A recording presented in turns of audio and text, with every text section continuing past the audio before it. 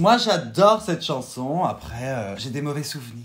C'est-à-dire c'est la chanson préférée de l'album de avec qui j'ai...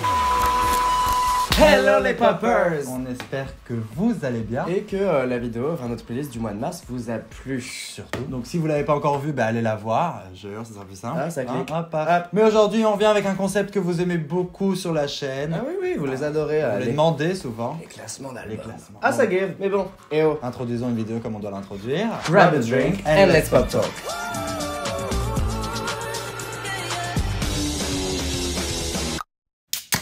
À chaque fois, on vous demandait quel album vous aimeriez qu'on classe, voilà, parce que vous savez, nous, on est très à l'écoute, Ouais. on est très relationnel. Et il y avait une réponse qui était récurrente. La Born This Way. Donc bon, On va classer Born This Way.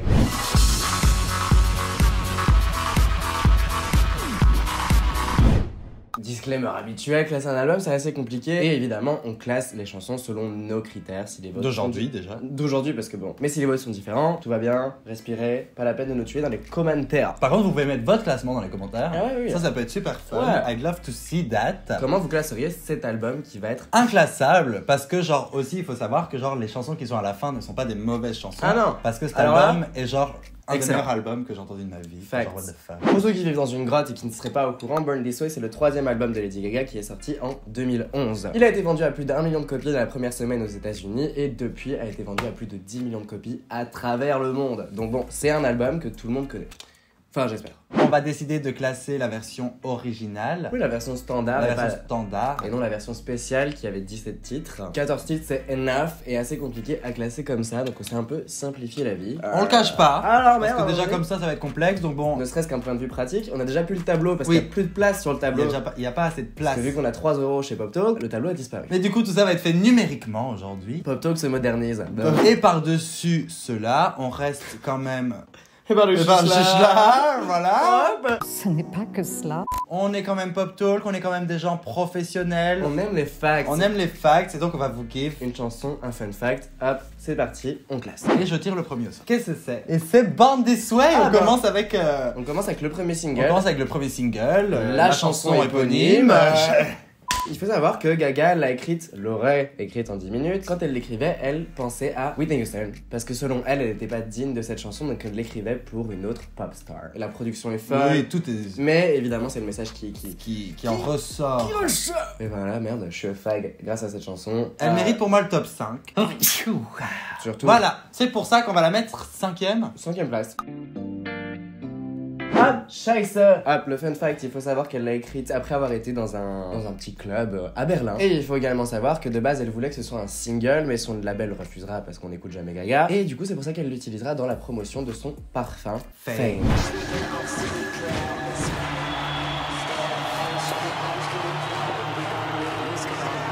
Tout ça pour dire qu'une des meilleures chansons de l'album. Est-ce qu'elle serait pas dans le top 3? Peut-être bien. Moi, je pense que si. Moi, je pense Alors, qu'on peut la mettre 3ème. 3ème dans un premier temps. Bloody Mary. On l'avait mis dans notre playlist d'Halloween, je hurle. Fact. Fact. Factuel. Et c'est une chanson que j'avais un peu oubliée, mais justement grâce à la playlist, je suis tombé amoureux de la chanson. Pour moi, c'est genre vraiment une chanson sous-cotée. Il faut savoir que du coup Gaga l'a écrite sous le point de vue de Marie-Magdalène, la Vierge Marie, qu'elle considérait du coup comme mi-divine et mi-humaine, ce qu'elle mettait en parallèle avec elle-même. Mi-popstar, mi-femme du quotidien. C'est ça. Voilà, c'est une femme Ça du reste- peuple, elle reste- Stéphanie. Dam dam da-da-dam, da-da-dam, dam, da-da-dam, da-da-da-da-dam. Adam, dam, da, da, dam. Enfin merde, pour moi c'est un top 7 6, 7. 7. On la fout à la 7ème place. On est sur Bad Kids. Faut savoir qu'elle a été inspirée entre autres par les Little Monsters, donc c'est un peu un hommage à ses fans, puisque c'est inspiré du coup des histoires que ses fans lui racontaient pendant le Monster Ball Tour. Very cute song. Et A good song. avant qu'on parle de se faire le classement de l'album, I didn't care about the song. Shame on me. Alors, on you. shame on me. Et du coup, avec le classement, j'ai réécouté l'album plusieurs fois et elle est quand même vachement ressortie du lot. Après, est-ce que je la trouve meilleure que les autres? Pas vraiment non plus. Moi, j'adore cette chanson. Après, j'ai des mauvais souvenirs. C'est-à-dire, c'est la chanson préférée de l'album de avec qui j'ai... Mauvais souvenir. Pour le mauvais souvenir, on le met à la, je sais pas, 9ème place. 10ème place. 10ème, c'est net. On joue le jeu et on est sur Heavy Metal Lover. Ok. Le niveau fun fact, on n'a pas trouvé grand chose sur la chanson. On sait juste que c'est la dernière chanson que Gaga a enregistrée pour l'album. Pour moi, c'est un peu pareil que Bad Kids. C'est un peu une chanson que je cale pas d'habitude. Après, encore une fois, elle peut être au fond. Elle peut être au fond comparée au reste. C'est une chanson que j'aime beaucoup quand même. Mais un peu moins que Bad Kids. Un peu moins que Bad Kids. Ouais, je suis d'accord. Moi, je crois que je la mettrais 13e. Ok. Et je descendrais bien Bad Kids à la 11e place. Ok. Bah non, c'est pas comme ça que ça fonctionne, pauvre fille. T'es un peu conne. Highway Unicorn, Road to Love. Bah, elle est dernière. C'est la dernière, on va pas se mentir. Je l'adore. Oh, je l'adore, fichu. Alors là, à ne pas s'y méprendre. Surtout pour le fait qu'elle ait utilisé... Ouais. Le saxophone. On y utilise du saxophone, qu'elle utilisera dans The Age of Glory et dans Air, qui sont pour moi les deux chansons les plus genre. Qui viennent du cœur, et pour moi c'est le saxophone qui a apporté ça un peu. Parce que du coup quand elle était petite elle écoutait Billie Joe etc, donc c'est pour ça qu'elle a utilisé le saxophone pour avoir ce côté un peu innocent, un peu nostalgique, et je trouve que ça se ressent, mais pour autant je la fous quand même à la dernière place parce que, voilà, parce que je t'emmerde. Parce que je t'emmerde à Highway Unicorn. Déjà t'as Unicorn dans ton titre, enfin on est où là On est plus en 2011. On est en 2011. Alors Le tirage au sort, c'est prononcé Electric Chapel. Electric Chapel d'ailleurs qui porte son nom parce que pendant de Monster Ball Tour, elle appelait le Monster Ball Tour Electric Chapel dans le sens où c'est un endroit, un safe place, un safe space, un safe space pour ses fans.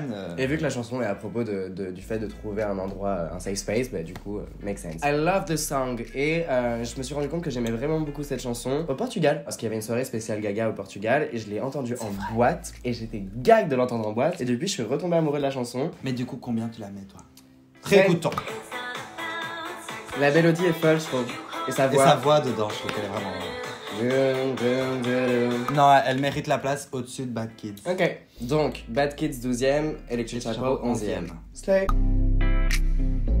On a fait le bas du classement. Et c'est là que ça va se corser. Hein. On est sur vous avez vu sur ma super manucure. Mais on est surtout sur Hair. Qui est pendant des années ma chanson préf. Same feeling, du coup on avait parlé du coup des saxos. Il y a un feeling très nostalgique. Le message est très fort. And I used to be genre...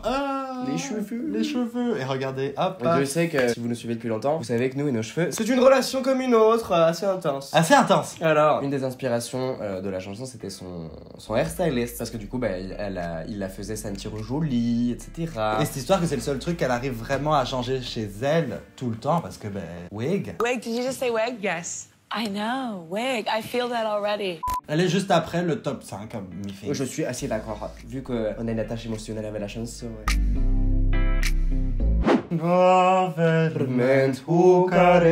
coup, le fun fact sur la chanson, c'est que de base, ça devait être beaucoup plus hip-hop. Et puis après, Gaga a décidé d'accélérer le thing. Et d'ailleurs, l'homme qu'on peut entendre sur la chanson, c'était son garde du corps. L'intro de la chanson est folle. C'est un bop, la production est dingue. Elle est forte, hein. Elle est bien trop forte à mon goût, elle m'énerve à faire des chansons si bonnes. Attends, donc on avait mis Born This Way 5ème place. Pour moi, ça bouge pas. 6ème place, pour moi, en fait, c'est elle à la 6ème place. Je mettrais Government Hooker au-dessus de Hair. Same. Mais pour moi, Bloody Mary n'est pas 8ème. C'est genre beaucoup trop bas. Elles sont au même niveau. Il y en a une des deux qui t'apporte tellement au niveau émotionnel. Air, c'est tellement genre une chanson qui te touche au cœur. Et Bloody Mary, c'est une chanson tellement bien faite. Tu veux les mettre au même niveau? Ouais.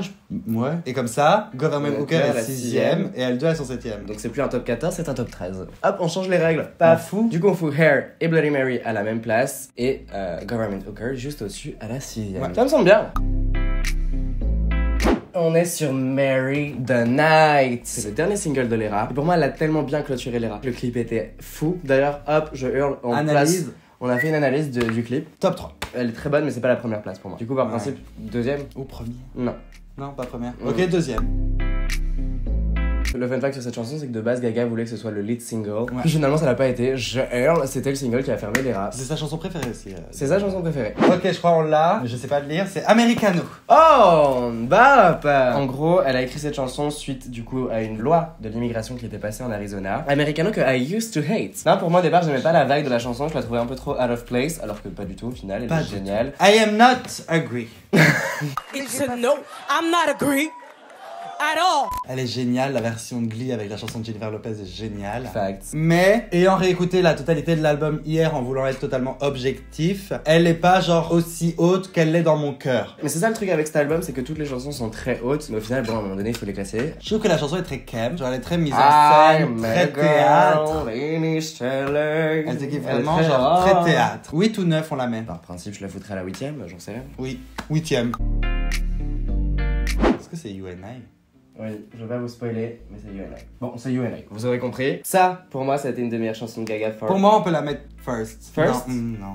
Attends, parce qu'on a Marry the Night à la 2ème place. Non, je mettrais quand même. Ah, I don't know, parce que pour moi, c'est vraiment genre une chanson qui est excellente. Est-ce qu'elle est réellement meilleure que Marry the Night? Mean No Things, dans le sens où il n'y a pas un travail énorme. Elle est beaucoup plus simple. Elle est beaucoup plus simple, mais elle est beaucoup plus belle. Hein. Elle rentre très bien dans l'album, mais Elle a quand même ce oomph que les autres n'ont pas. Mais non, 3ème. On descend Shiza à la 4ème place. UNI à la 3ème place. Make sense.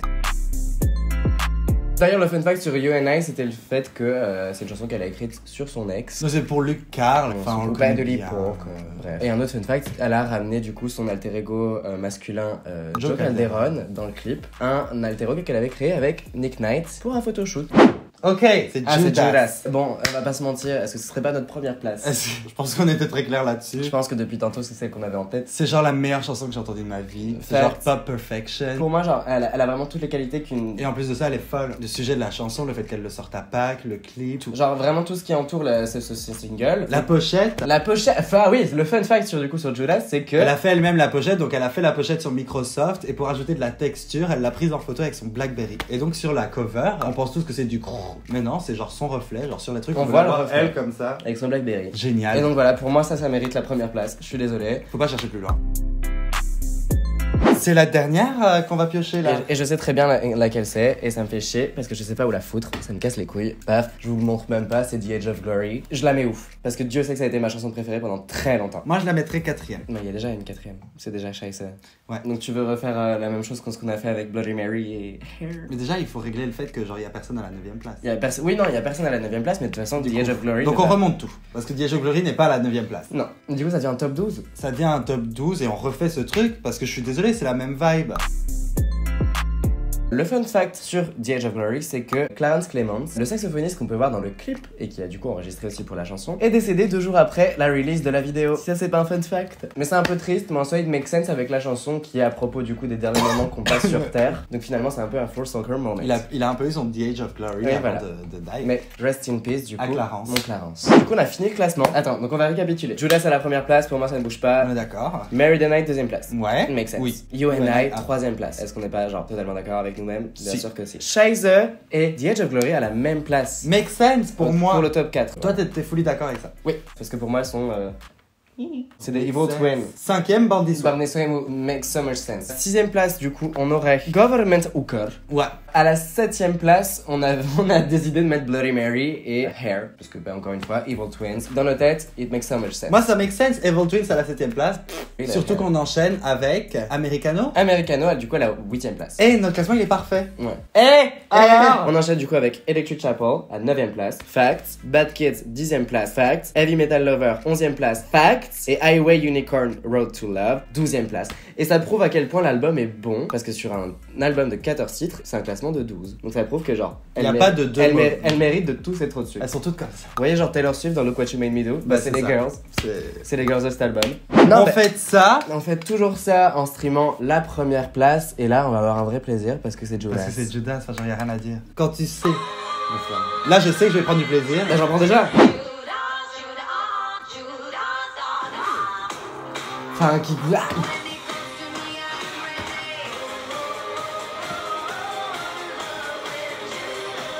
C'est avant du bridge, voilà.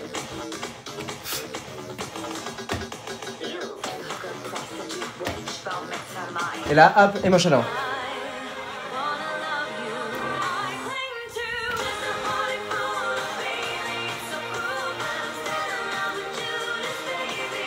Génial.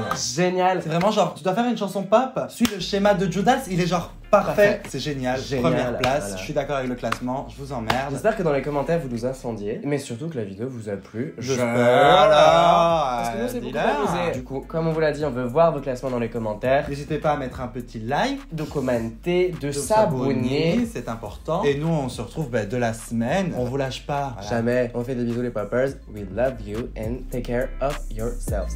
Bisous. Bisous. Ok. C'était sûr que... Oui. Ok. Alors, bonsoir tout le monde.